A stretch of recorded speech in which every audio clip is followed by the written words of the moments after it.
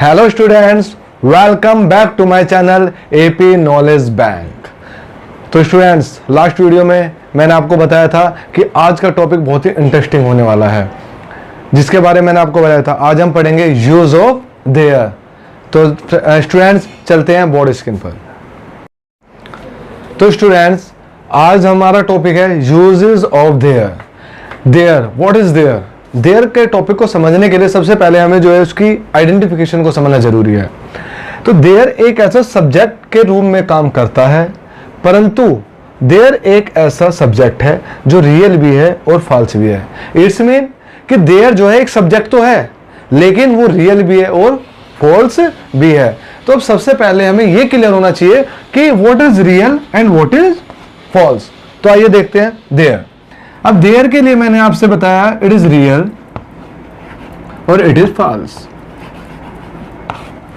There, जब there subject के रूप में आता है तो हमारे माइंड में कंफ्यूजन आता है कि ये रियल है या फॉल्स है।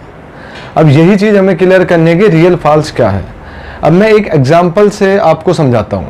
आप एक एग्जांपल लीजिए, जैसे कि कोई नेम है, नेम हमने लिया राम, जैसे सब्जेक्ट है राम।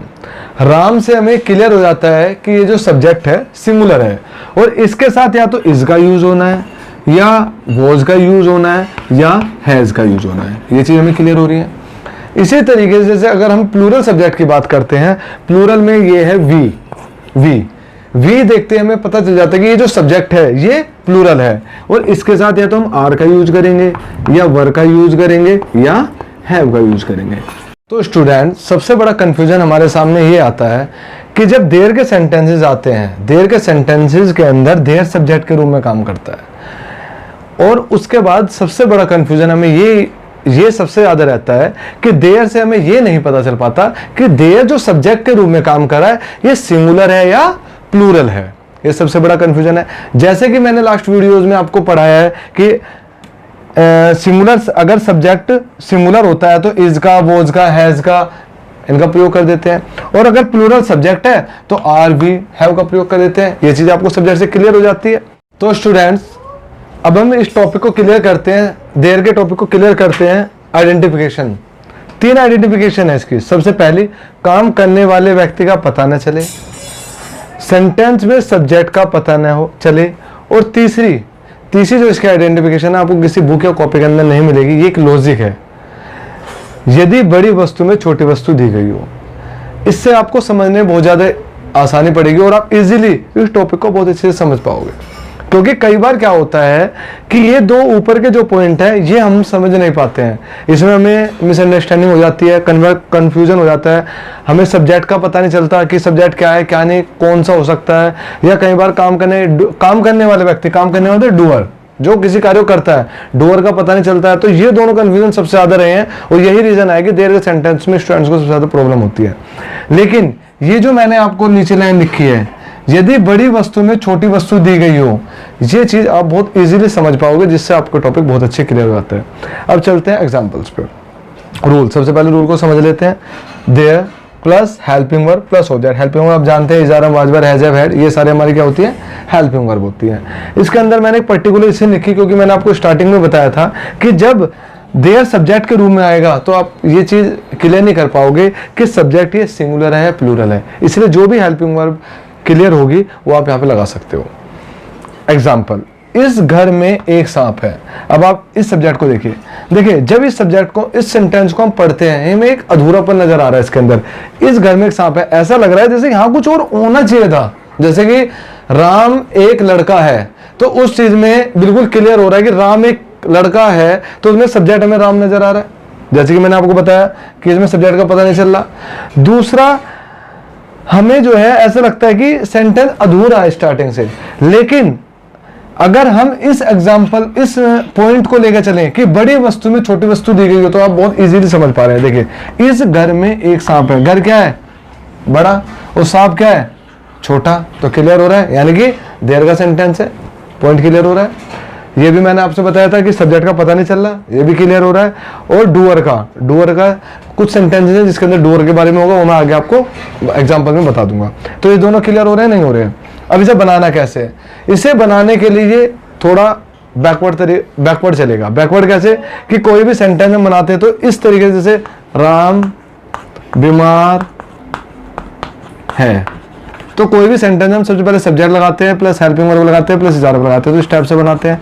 ये सेंटेंस थोड़ा सा बैक की तरफ से बनेगा। आप पीछे से सेंटेंस लीजिए, एक सांप है, ये क्लियर हो रहा है अपने आप में। एक सेंटेंस, एक सांप है, पूरा सेंटेंस हो गया। इससे पहले क्या, इस घर में, आप इसे 2 पार्ट्स में डिवाइड कर सकते हैं और फर्स्ट पार्ट आप ये बनाइए और सेकंड पार्ट आपको ये बनाना है। तो लीजिए, इन सेंटेंस के अंदर देयर हमें लगाने हैं, सब्जेक्ट को हमें लगा सबसे पहले देयर। अब यहाँ पे क्या रहा है, एक, एक का मतलब क्या होगा, सिंगुलर। हो गया क्लियर आपको, एक का मतलब क्या हो गया, सिंगुलर। तो सिंगुलर होते क्लियर हो गया ना, एक सांप। तो जब सब्जेक्ट सिंगुलर है, इससे आपको क्लियर हो गया कि एक सांप है, क्या हो गया, सिंगुलर है। और सिंगुलर है तो सिंगुलर के साथ और लास्ट में क्या रहा है। जैसे कि मैंने पीछे जो सेंटेंसेस आपको पढ़ाए थे उसके अंदर मैंने आपको बताया था, है आ जाए तो इजारम का प्रयोग करते हैं, था आ जाए तो वोज वर्ब का प्रयोग करते हैं। तो इस है से हमें पता चल गया कि या तो हमें इज का प्रयोग करना है या आर का प्रयोग करना है, क्योंकि एम का इसलिए प्रयोग नहीं हो सकता क्योंकि एम का प्रयोग हम हमेशा आई के साथ करते हैं, जैसा कि मैंने आपको बताया था। अब यहाँ पे सब्जेक्ट हमारा देयर आ गया, देयर के साथ सिंगुलर है एक, तो हम किस चीज का यूज करेंगे, इज का। तो क्या आ जाएगा, देयर इज, एक है तो अ, सांप है तो snake, there is a snake. अब जो सेंटेंस रहता है ये हमें सेकंड पार्ट में बनाना है। मे के लिए हम क्या यूज करेंगे, इनका, इस घर, तो दिस हाउस। जैसे कि मैंने लास्ट वीडियोज में आपको बताया, इसके लिए हम दिस का प्रयोग करते हैं, उसके लिए हम दैट का प्रयोग करते हैं। अब हम इसका निगेटिव देखते हैं। निगेटिव के सेंटेंस किसे कहते हैं, जिन वाक्यों के अंदर नोट आता है उन्हें निगेटिव सेंटेंस कहते हैं।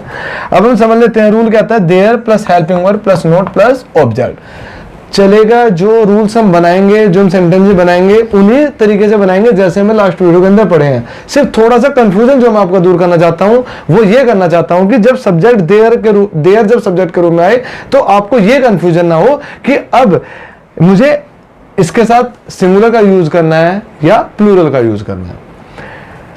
तो चलते हैं rule, there plus helping plus not plus object. अब सेंटेंस है, हमारी गली में 2 चोर नहीं थे। अब आप इस सेंटेंस को समझिए, देखिए आपको पता चला होगा, गली, गली बड़ी है और चोर छोटे हैं, बड़ी वस्तु में छोटी वस्तु आ रही है। अब इसके अंदर क्या आ रहा है, 2, 2। हमने पढ़ा है कि सिंगुलर, एक वचन बहुवचन, हिंदी में पढ़े होंगे आपने, एक वचन बहुवचन भी पढ़े होंगे, नंबर्स भी आपने पढ़े होंगे, तो इस चीज से पता चल ही रहा है हमें। तो अगर एक होता है तो हमारा सिंगुलर था और एक से ज्यादा होता है तो हमारा प्लूरल था। अब यहाँ क्या, 2 चोर, तो यहाँ पे क्वांटिटी क्या है, मोर, और मोर क्वांटिटी होने का मतलब क्या है कि सब्जेक्ट जो है प्लूरल हो चुका है।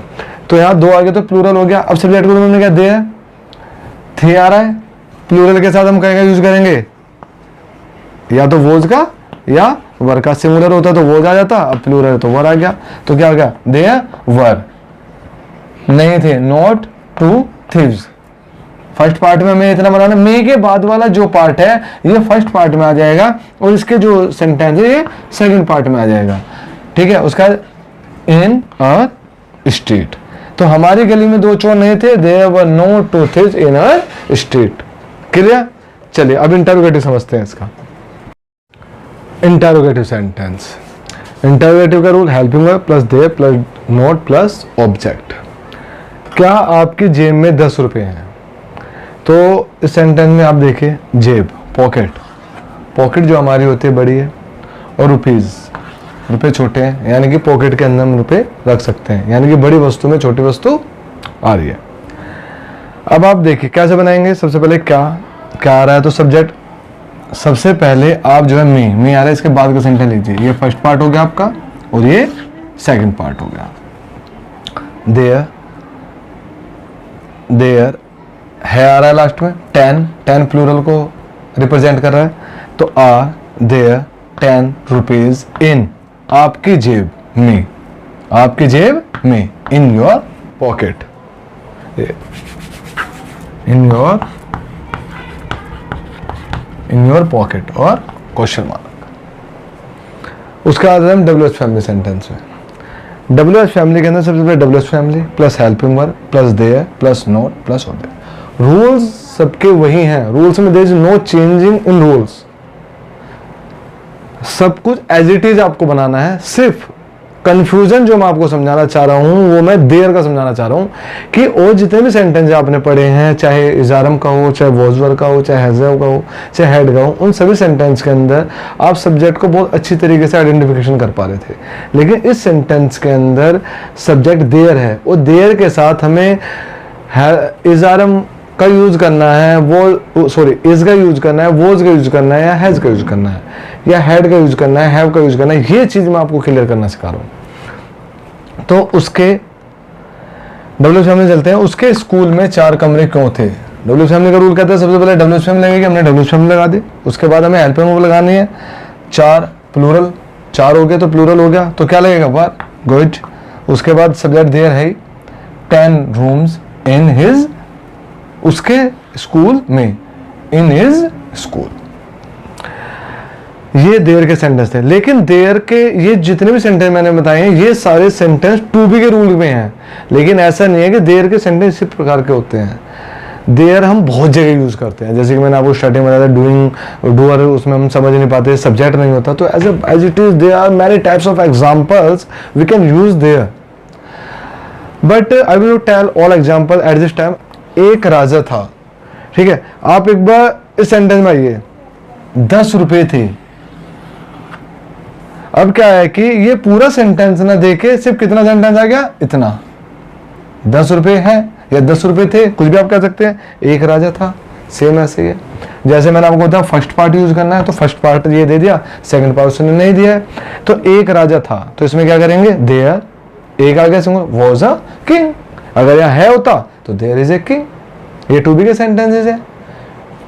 लेकिन बहुत सारे हमारे जैसे प्रेजेंट है, पास्ट है, फ्यूचर है, टेंसेस आ जाते हैं, मोरल्स आ जाते हैं, एक्टिव पैसिव आ जाते हैं, उनके अंदर can, could, may, might, shall, should, has, have, had, इन सब के साथ भी देयर सब्जेक्ट हम यूज कर सकते हैं। जैसे कि एक छोटा सा सेंटेंस देखिए आप, वह एक घर हो सकता है। अब वह एक घर हो सकता है, इसके अंदर सब्जेक्ट क्लियर नहीं है, इसके अंदर डूइंग का नहीं पता, डोर का पता नहीं चल रहा है, तो यहां पर सब्जेक्ट क्या है, देयर है। तो देयर में बी वेल, एक घर हो सकता है, तो यहां सब्जेक्ट का यूज हो रहा है। सब्जेक्ट में देयर का यूज हो रहा है। तो ऐसे बहुत सारे एग्जांपल्स हैं। तो स्टूडेंट्स, अब इस देयर को हम थोड़ा सा कुछ एग्जांपल से और क्लियर कर लेते हैं। हमारे स्कूल में 4 कमरे हैं। बहुत ध्यान से आप इन सेंटेंसेस को देखिए और क्लियर कीजिए। बहुत अच्छा टॉपिक है, बहुत अच्छी तरह आपको क्लियर होता चला जाएगा। हमारे स्कूल में 4 कमरे हैं। सबसे पहले हमें फर्स्ट नंबर पे ये बनाना है और सेकंड नंबर पे मे वाला। इन सेंटेंसों में मे आपको जरूर मिलेगा, मोस्टली 90% जो टू बी के होंगे, लेकिन एक कंडीशन होगी सेंटेंस में टू बी के होने चाहिए, मे जरूर आएगा। तो पहले हम क्या करेंगे, 4 कमरे हैं, उसका हमारे स्कूल में 4 आ रहा है, यानी कि सब्जेक्ट हमारा देयर के साथ किस चीज का यूज होगा, प्लूरल का। देयर है आ रहा है तो आर, 4 के लिए 4, कमरे के लिए रूम्स, हमारे स्कूल में, मे के लिए पहला लगाते हैं इन आर स्कूल। क्लियर।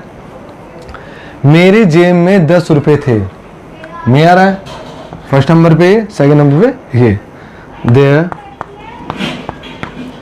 थे आ रहा है, प्लूरल है, क्या लगेगा, वर। देयर वर 10 रुपीज मेरी जेब में, इन माई पॉकेट।